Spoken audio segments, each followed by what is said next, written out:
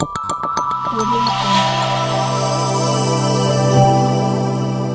Jungle.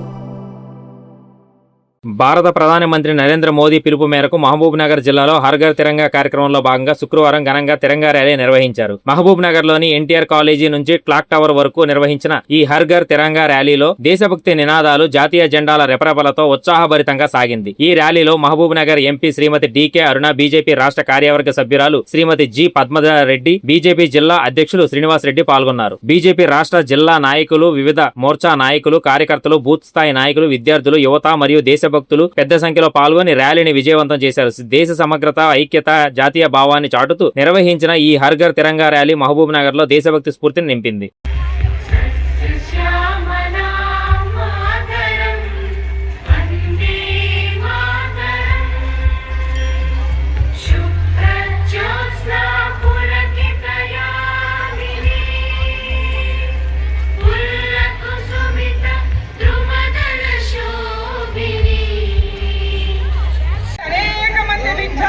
భవిష్యత్తు, మన దేశ భవిష్యత్తు, రేపు మీరంతా కూడా మన దేశ భవిష్యత్తు.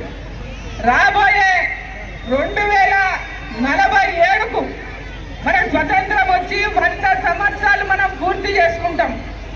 మనకు 100 సంవత్సరాలు పూర్తయ్యే నాటికి భారతదేశం ప్రపంచ దేశాల్లోనే అభివృద్ధి చెందిన దేశంగా ఉండాలనే లక్ష్యంతో మన దేశ ప్రధాని నరేంద్ర మోదీ గారు ఒక విజన్ తో, వికసిత్ భారత్ లక్ష్యంతో ఈ రోజు ముందుకెళ్తున్నటువంటి నేపథ్యం